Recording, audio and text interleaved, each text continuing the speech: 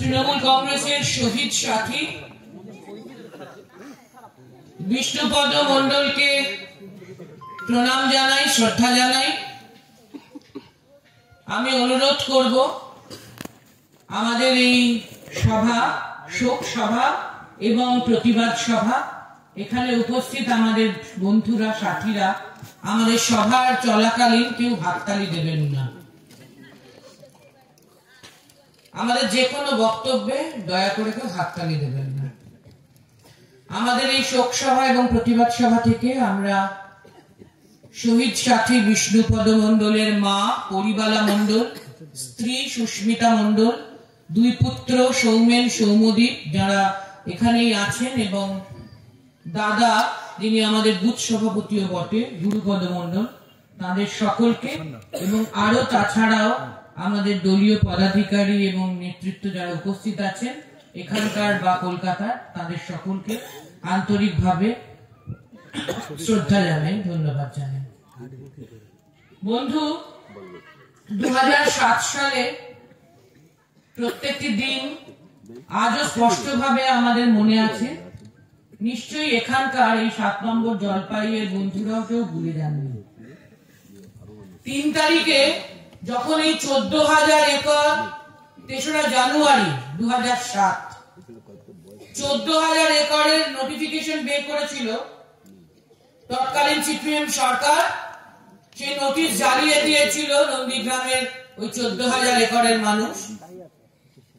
4 তারিখ নেত্রী তখন 26 দিন 1,000 একর সিঙ্গুরের জন্য তিনি 26 দিন অনশন করেছিলেন, যা ভূভারতে কেউ কখনো করেনি। কৃষি জমি রক্ষার্থে মানুষের পাশে দাঁড়িয়ে সেই নেত্রী তখন হাসপাতালে, 26 দিনের পরে তার শরীর পুরো ভেঙে গেছে। সেই অবস্থায় আমরা তার নির্দেশে, হাসপাতাল থেকে তার নির্দেশে 4 তারিখে এখানে এসেছিলাম। 150 জায়গায় রাস্তা কাটা ছিল, গাড়ি যায়নি, ভ্যানে বা বাইকে বা হেঁটে আমাদের নন্দীগ্রামে আমরা চলাচল করতে পেরেছিলাম। সেই প্রথম আমার নন্দীগ্রাম আসা, এবং সেই 4 জানুয়ারি 2007 গড়চক্র বেরিয়ায় এবং সোনাচূড়ায় দুটো সভা হয়েছিল।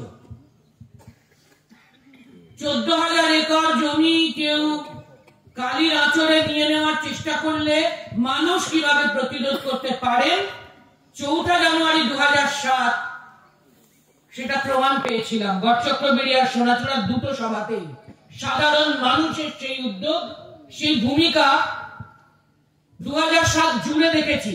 2007 প্রায় প্রত্যেকটা দিনই শহীদ দিবস।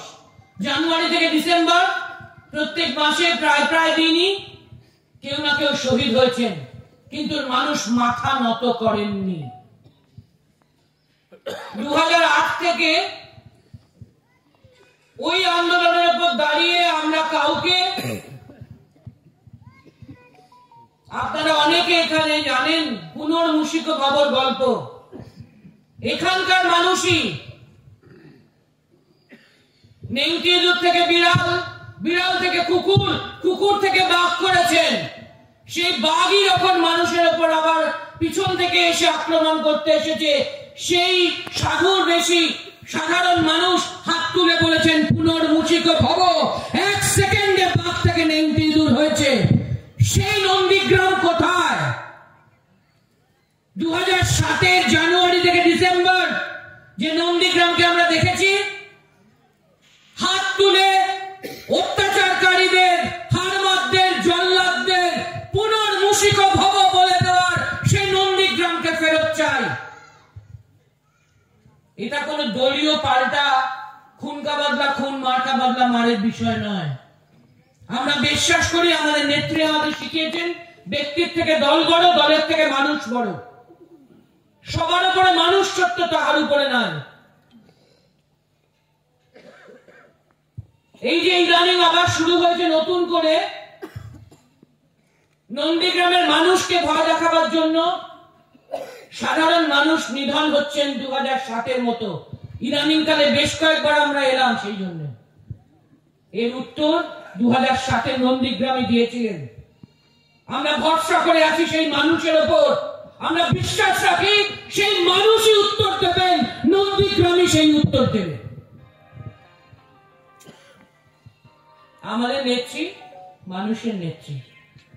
কোথাও তিনি যখন মুখ্যমন্ত্রী ছিলেন না, তিনি যখন এমপি ছিলেন না, তিনি যখন কেন্দ্রীয় মন্ত্রী হননি, তখনও তিনি মানুষেরই নেত্রী ছিলেন।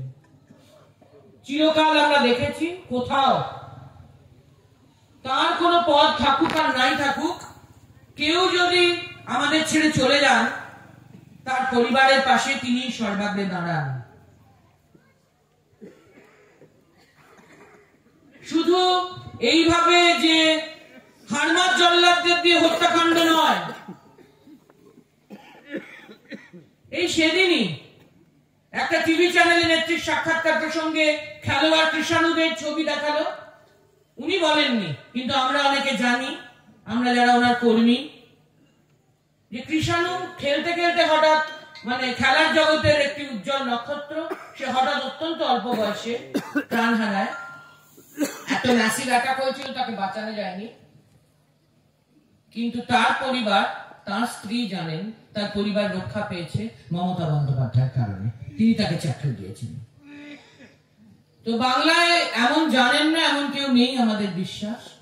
তাই এখানে এইভাবে হারমাত জল্লাদরা যখন 35-34 বছর বয়সের বিষ্ণুপদকে এইভাবে কেড়ে নিয়েছে, তার মা পরিবালা মণ্ডলের কাছ থেকে, তার মায়ের পাশে তার দাদা গুরুপদ, যিনি আমাদের বুথ সভাপতি, তারা একসাথেই পরিবার নিয়ে থাকেন, তারও স্ত্রী, 2টি সন্তান। বিষ্ণুপদর স্ত্রী সুস্মিতা, 2 ছেলে 8 এবং 5-এ পড়ে, সৌমেন, সৌমদীপ। তাদের পাশে মমতা বন্দ্যোপাধ্যায় যে থাকবেন, এটা নিয়ে কারোর কোনো সন্দেহ নেই।